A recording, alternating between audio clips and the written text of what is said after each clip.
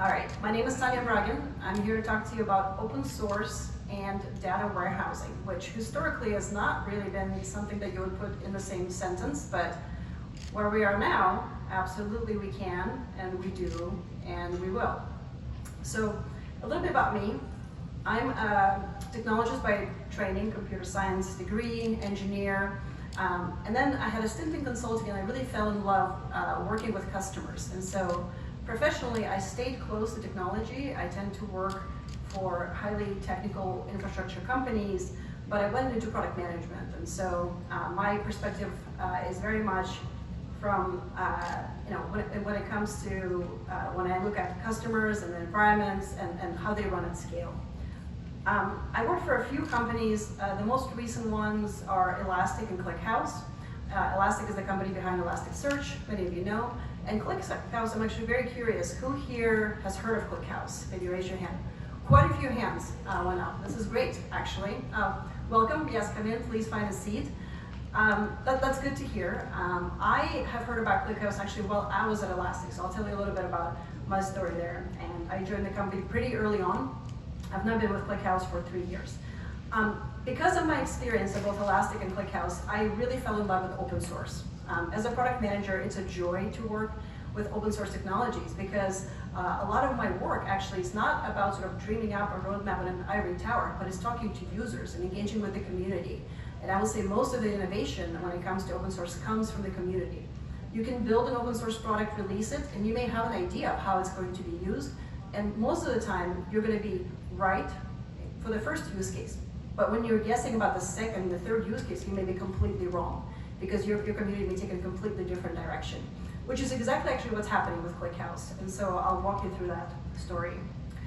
So the way I was thinking about structuring this talk is walk you through a little bit of the history of data warehousing from my perspective. And I'm actually not a I'm not a data engineer by training. I came at it through Clickhouse. Elastic was less in the data warehousing space. And so I learned a lot about it in the past 3 years. So I'll give you kind of my take, a little bit of an outsider take. Then I'll talk to you about data lakes and analytical databases, open standards and open source technologies that are really starting to transform the data warehousing space, I think in a very good way. And then I'll talk a little bit about the architectures for combining data lakes and analytical databases. So I wrote this blog about a year ago now. If you look at this date, November 7th, 2023, frankly, I was a little bit nervous publishing it. Back then, it did not seem clear to me that this trend would take hold, but this is what I saw actually 2 years into Clickhouse. What I saw was that our customers were starting to use open source technologies like Clickhouse in combination with data lakes to basically unbundle their vertical data warehouses, Snowflake being kind of the prime example. So what I wrote about really was that 30 years ago, traditional data warehouse, but by the way, just in terms of who's in the room, who here is a data engineer? You work with data warehouses, you work with Snowflake, okay, so quite a few, again, folks here are probably way more experienced than me in data engineering, but not everyone, so I'll walk you through this anyway. So as you might know, again, data warehousing started really in the business side of the house in larger organizations. It was about centralizing data sets into a system that could help you make decisions in a centralized way. If your business data is spread across many databases and if they're not talking, like how do you really make decisions? So traditional data warehouses changed all that. I would say it kind of signaled the dawn of big data. A lot of data, especially for big organizations, are getting centralized in systems like IBM, Oracle, Teradata. Eventually, open source alternatives did come. Hadoop was a great example of more traditional on-prem data warehouse that is open source. So that was great. And then 10 years ago, with the shift to cloud, all kinds of workloads moved to cloud, but data warehousing workloads were the last, or one of the last to move. Why? They're business critical, they're large, for corporations and enterprises to feel confident moving something like a data warehousing workload to the cloud. It took a lot. But this is where I give a lot of credit to cloud technologies like Redshift, BigQuery, Snowflake, for actually building a cloud database that gave enterprises the confidence to ship these workloads to the cloud. So a really interesting thing happened with that. Sure, traditional workloads moved, but also all kinds of other workloads followed. And in the cloud, these workloads were exposed to a much broader set of skill sets. If you look, say, like a Teradata versus Snowflake. Snowflake is a lot more accessible to individual analysts in terms of what it offers, and not only analysts, developers as well. So what happened was developers actually started building applications on top of these data warehouses. It was no longer only for business decision makers, it was also for developers to experiment with new types of use cases. And one of the use cases that started to really evolve is what I call interactive data-driven applications. You may hear about this as real-time analytical applications. I actually don't love that term because real-time is kind of, it makes it seem like everything has to be in real time. Not necessarily, right?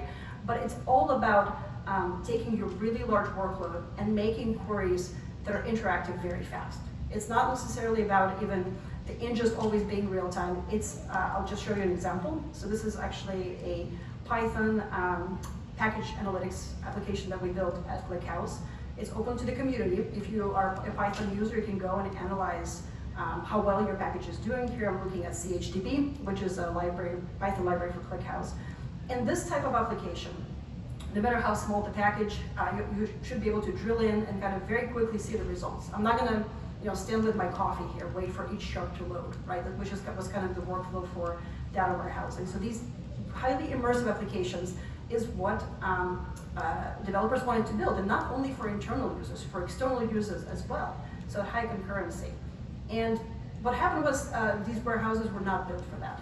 And it basically, and this is just one example of a workload. There were different types of workloads and applications that developers could not build on a traditional data warehouse. So 10 years ago and leading into recent years, where were we? These workloads were in the cloud. In theory, they were much more open to developers, but the reality is that it didn't fit all workload patterns, and so basically vendor lock-in continued, except not in cloud. So a few things emerged in the meanwhile. A data lake, kind of an alternative architecture based on data lake emerged, and open source alternatives for different types of workloads emerged. And in particular, the two components I'm going to talk about today are open data lake formats like Iceberg, datalake, and Hudi. This was really the underpinning of what you would use to fully replace a data warehouse with something much more open. And then on top of that, additional, more specialized databases for workloads like I just described. Clickhouse is one example. There's also open source technologies like Druid, Pinot, others that are kind of spearheading this direction. And so really it's a combination of open data formats and data lakes and real-time analytical databases that are allowing customers to quote unquote unbundle a very vertical data warehouse. Now, why is this important? Why am I talking about unbundling a data warehouse? Like, why is this something that even people want to do? What's wrong with a vertical data warehouse? Well, the reality is that it's not so, it's not so neat, really. It's not like you just have a single data warehouse. I was just speaking at a series of conferences in Australia and New Zealand, and I showed this picture, and the audience kind of laughed, and they said, actually, our data stack is more complicated than this picture, right? There's actually usually not a single data warehouse. There's multiple, just because, we had one, and then there was an acquisition, and then there was a team that started using something else, and now we have several. We also have several databases that are not connected to it. We have data lake technologies, and they're not compatible. And we have a bunch of ETL tools that move data around, because you actually do have to keep them in sync. This is not even considering, if you look at observability as a separate stack, and technologies like Datadog, Elastic, and Splunk, having separate big data sets that are not even connected to this overall kind of picture. So a typical data stack is actually quite complicated because each system is kind of a walled garden. The data itself is not compatible with anything else. You put data in, again, Snowflake 5 years ago, that's it. It has its own ecosystem. It's great if you're fully bought into it and all of your partners are fully bought into it. But if not, you have a problem. So this is why the data lake alternative architecture evolved. What is a data lake? In theory, it solves for this by saying, you know what? At least the data layer we're going to agree on. We're going to agree that we're going to, first of all, separate storage and compute.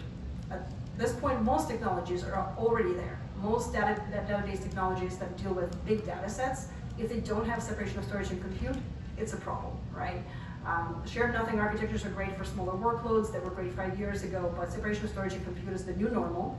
And so at that point, you may as well agree, if you're going to put information into either an object store or something compatible with it, on the format in which you're going to do it. So in theory, multiple technologies and multiple query engines can connect. That's what in theory can kind of make the picture at least more simple, if not completely simplified. you have a single data layer, and you have multiple technologies connected to it, and now you can basically switch out query engines much faster. You also reduce the load on your ETL tools, right? And so you do have to agree on things like a table format, basically various table management technologies. It's not simple actually to come up with these formats, which is why competing sort of proposals evolved. Again, just really quickly in the audience, who here is familiar with Iceberg or Delta Lake or Hudi? Yeah, quite a few folks. Just maybe a quick show of hands. Does anybody actually run Iceberg? Okay, one person, two people. It's not actually simple to take your existing picture that I showed before and re-index everything into Iceberg. What about Delta Lake? Okay, a few hands. Okay, so like there's a couple of folks that have Iceberg, there's a couple of folks that have Delta Lake. It's true that it takes a while to kind of evolve to this because you have to take your existing data and put it into these new formats. It takes a while. But if you can get there, I've talked to customers who have gotten on this train pretty early on. They said it's basically one of the best investments that they've made, moving to a data lake-based architecture.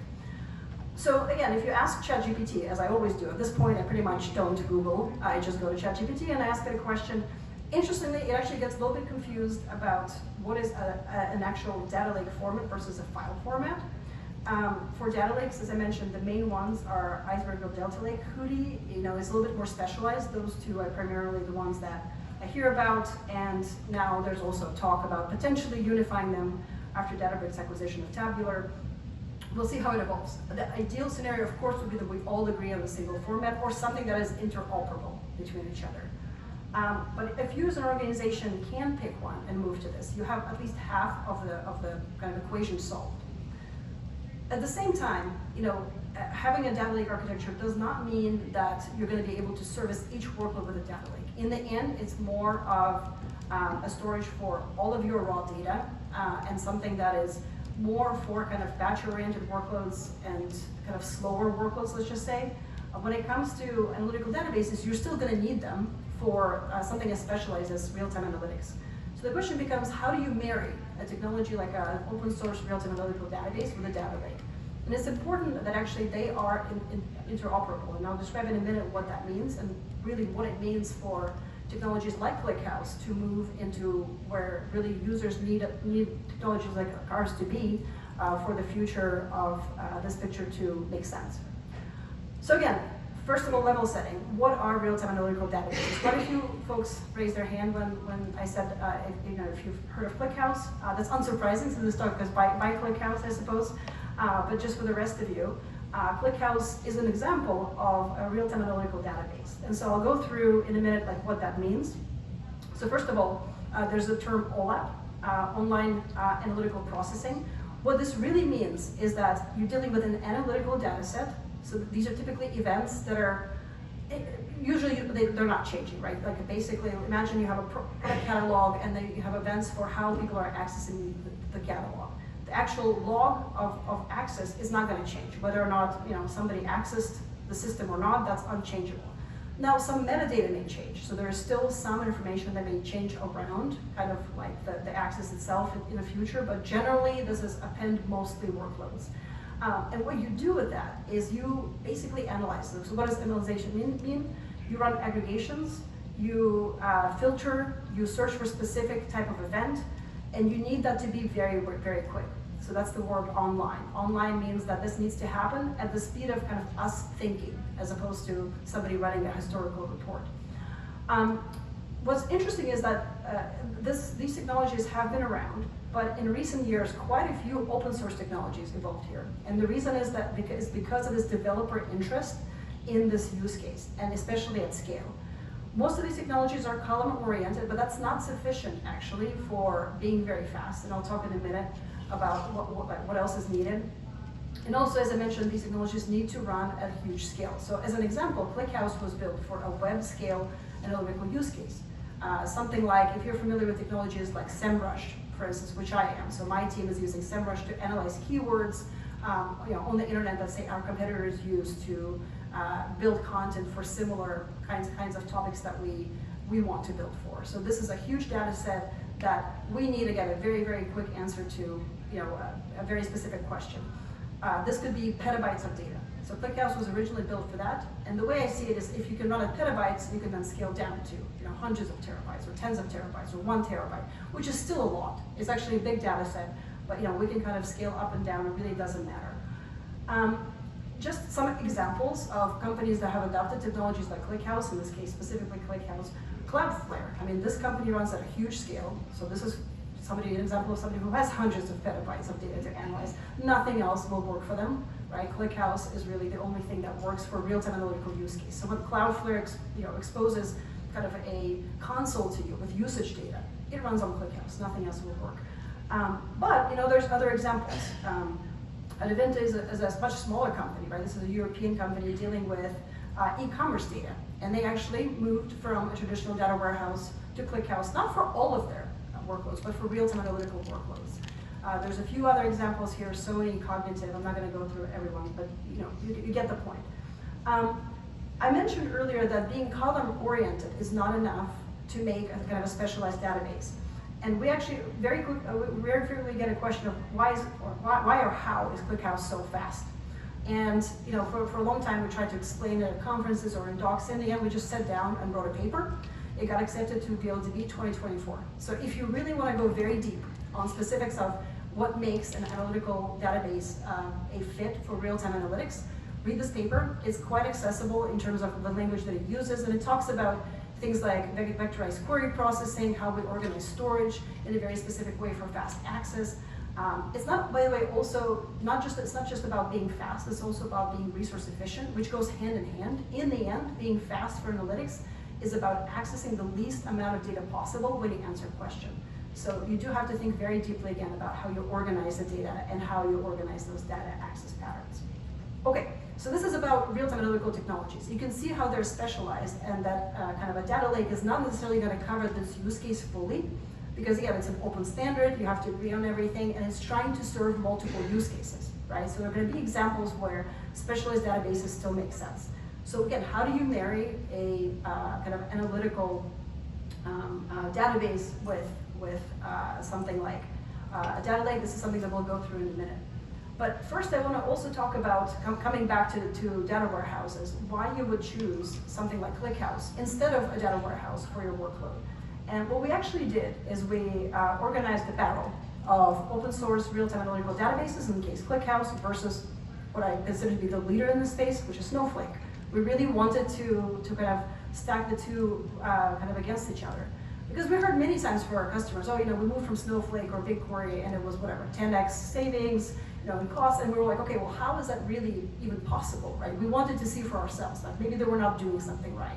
So we actually have a Snowflake, ex-Snowflake solution architect on our staff, and kind of we set up this use case that I showed you earlier, the Python analytics, both in Clickhouse and in Snowflake.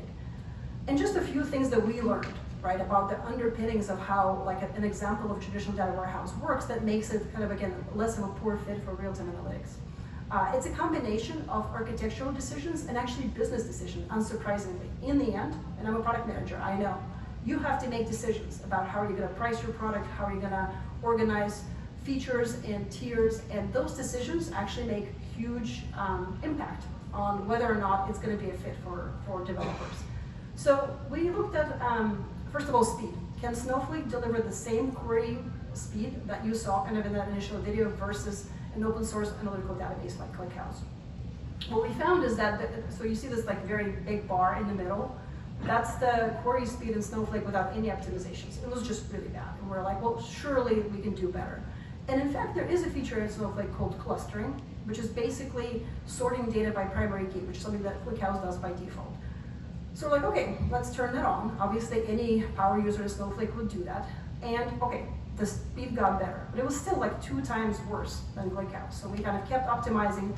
What we found in the end, to get to roughly the same order of magnitude of query speed with Snowflake that we had in Clickhouse by default, it was possible, but it was 5 times more in compute resources. Why? Just Snowflake didn't optimize for this use case. It's a very, very simple sort of, reason. In the end, like, it's not impossible. Obviously, we did it, but they didn't, right? So again, data warehouse technologies simply are not optimized for real-time analytics, and so it'll be more costly for you to achieve it there. Same with data compression. Clustering helps with data compression. Data compression, of course, is important not only for cost, storage is relatively cheap, but also for, again, speed of access. We got it close, but it was still, 40% to 20% delta in data compression, even when we tried to optimize Snowflake. And so this overall cost, again, ended up being something that we, we basically were able to kind of double check our customers' math. We got slightly better than 10x. We were 3 to 5, Snowflake was 3 to 5x more expensive versus ClickHouse, but it was, it took us quite a while to figure out how to optimize. So I can see how a user that didn't try that could get with the worst outcome. One thing that was very surprising to me is actually Snowflake had materialized views were in the enterprise plan. And to us, like materialized views is like what you absolutely, it's like part of our technology. It's like how you use ClickHouse. So that was kind of like just very, very revealing to me that again, it just was not built for real-time analytics. So bottom line, data warehouses maybe are not built for these use cases. Data lakes, similarly, have not optimized for them. I believe that ultimately, organizations that are struggling with the picture I showed earlier should go to an open data format, like a data lake, but they still need to combine this with something like ClickHouse to get to the kind of the cost and speed that they need. So how do you actually combine an analytical database with a data lake? There's a few, by the way, ChatGPT agrees with me. I double checked, I asked. I was like, maybe I'm wrong. I'm drinking my own Kool-Aid. I actually asked it last night. I'm like, do you still need real-time analytical databases if you have a data lake? They're like, yes, Tanya.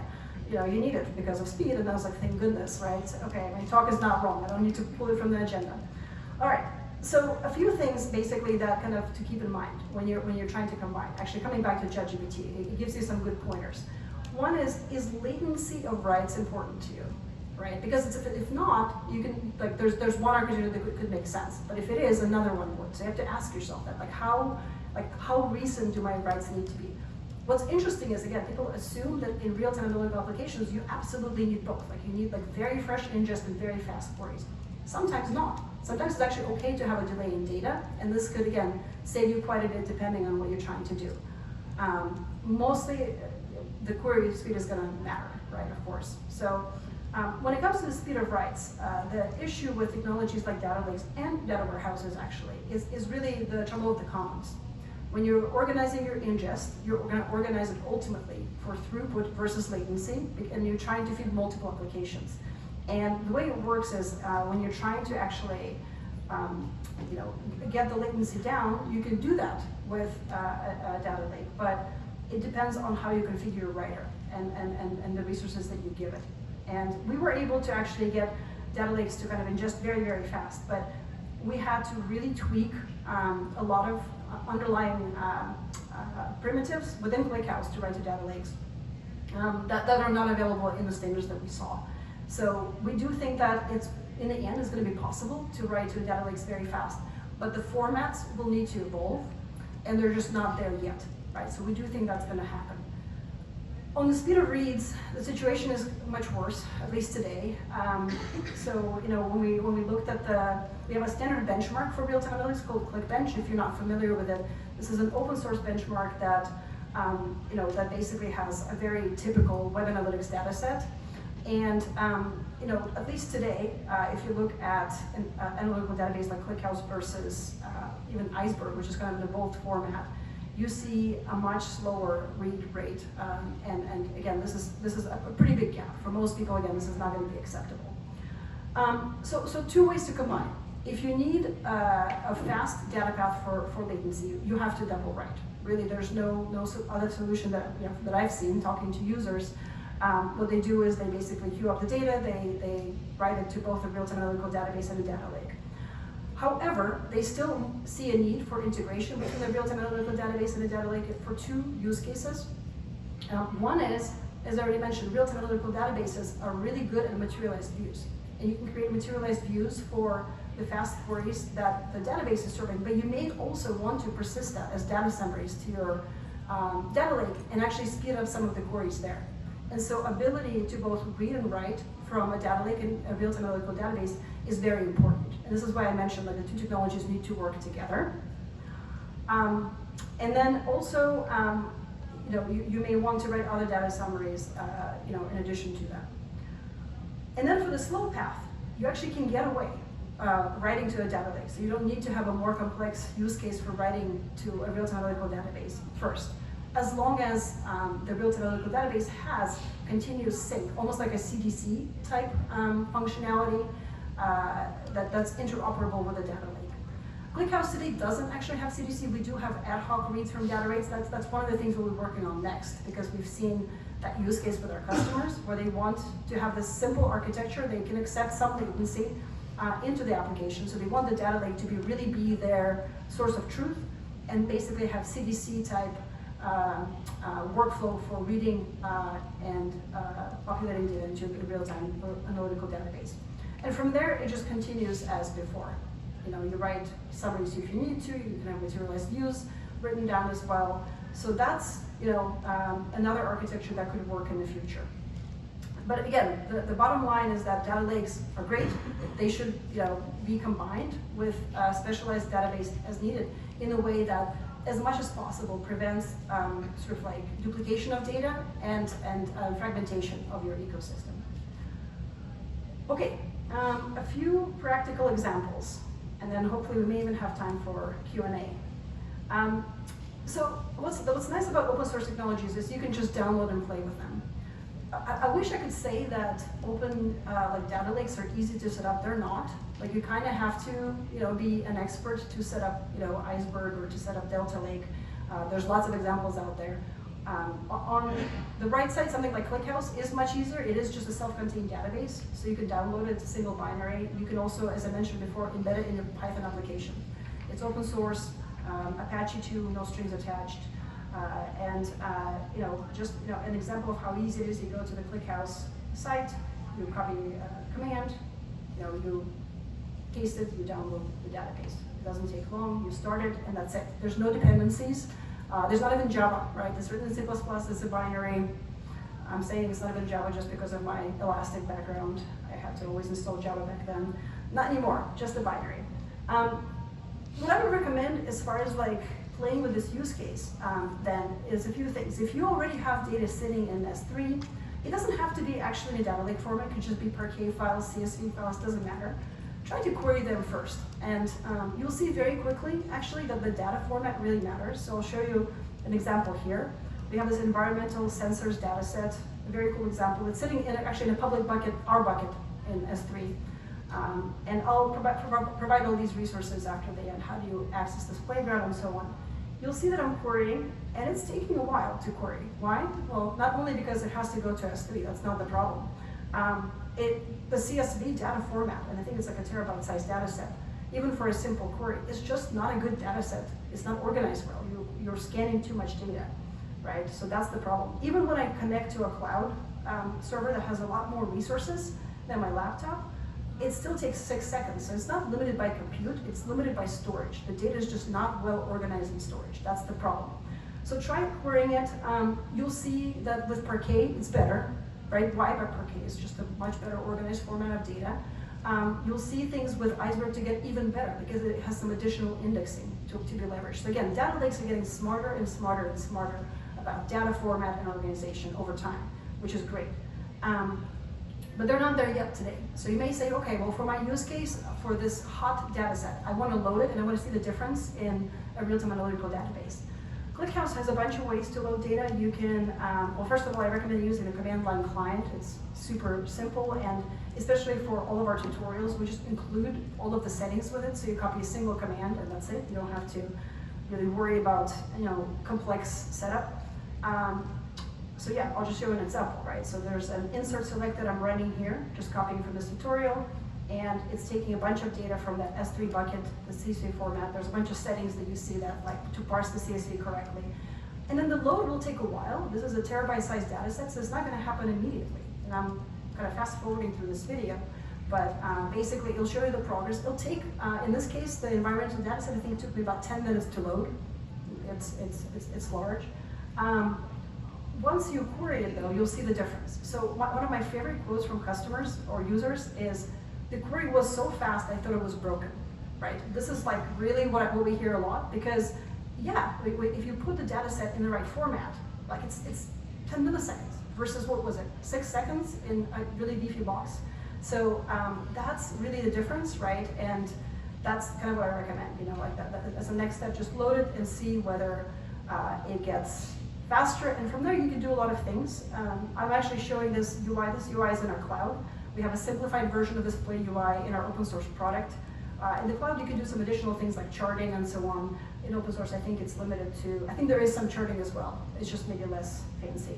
But anyways, you can do a bunch of things and even use AI, as of course we must integrate AI into our products these days. All right, so a few things that I mentioned. We have a bunch of demo resources. This tutorial that I showed is not the only one. We actually have a clickhouse.com demos page where you can go to something called a SQL playground, and it has dozens and dozens of free public data sets for you to play with, all of them exposed via various formats, usually Parquet in S3. You can just query them there in place. You can load them into Clickhouse, whatever really you want.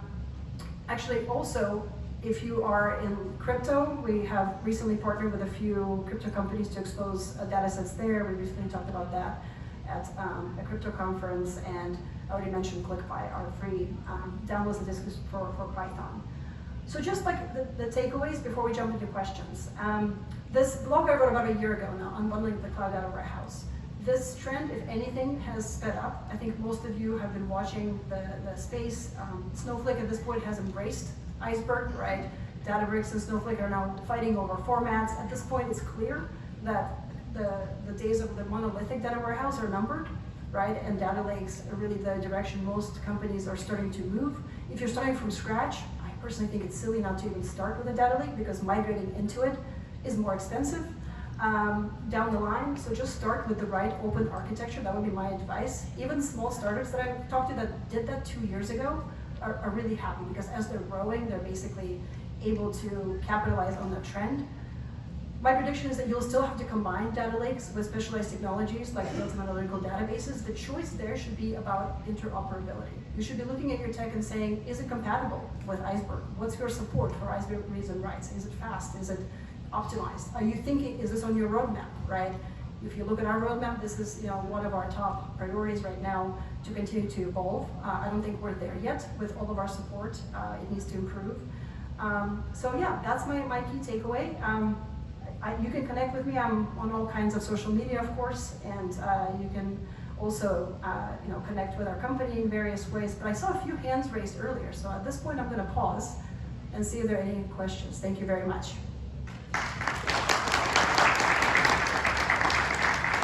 There's a question in the back. Yeah, right here. Do you guys support Bragin compared to push down for fetching data?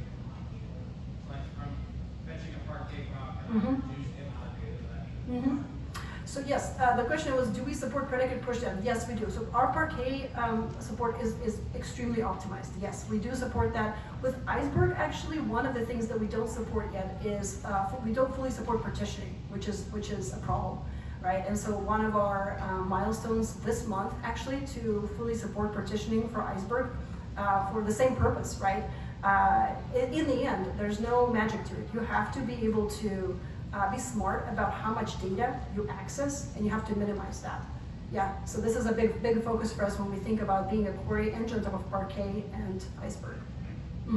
Another question?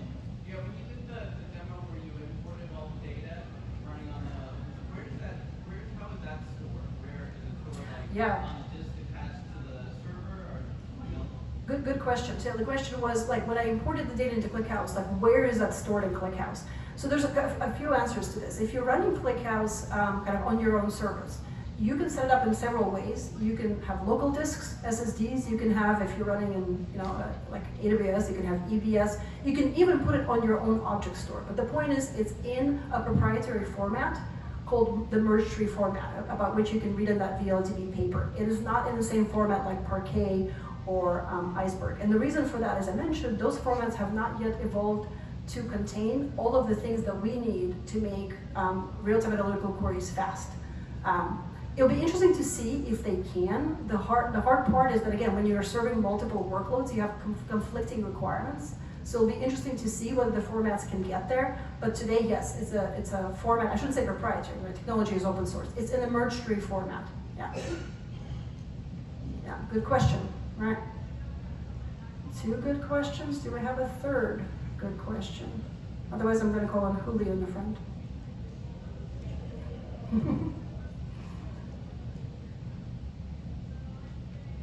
All right. Well, you've been amazing. Oh, one more. Okay, perfect. Does Clickhouse have support for change data feeds? So someone who's done stuff about contractual changes in Yeah, that was another good question. Do we have support for change data feeds or change data capture, right? Like, so for instance, yeah.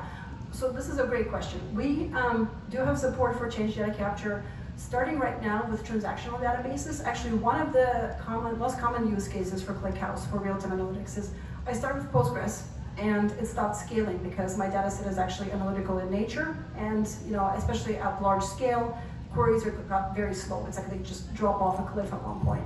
And so at that point where you're trying to figure out is, okay, can I only use Clickhouse or do I need to combine it with Postgres? And most likely the answer is the second, because you're still going to store your actual source transactional data in a row-oriented format in Postgres. So we support change data capture from Postgres today. There's actually an open source project called PeerDB. If you have not heard of it before, we actually recently joined forces with this company. We're going to be extending that to MySQL and Iceberg. Iceberg is going to be our next one. Because of the use case that I mentioned. So yeah, we have Postgres, CDC right now, and more to come. Oh, one more question, yeah. So I'm new to the Iceberg format. So, Yeah.